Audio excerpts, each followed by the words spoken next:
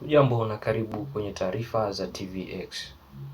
Kwenye biashara ni kwamba idadi kubwa ya vijana imeshuhudiwa ikilalamikia kile wanachokiita wizi wa kiteknolojia almaarufu forex.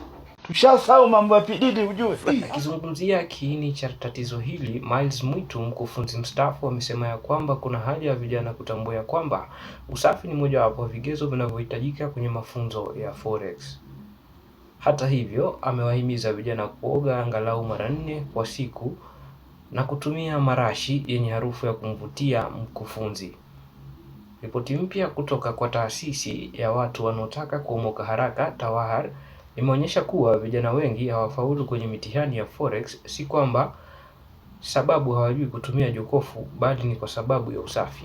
Nikinukuu maneno ya msemaji, ukitaka kuchora trend line ukiwa hujaoga, market inakataa kushuka.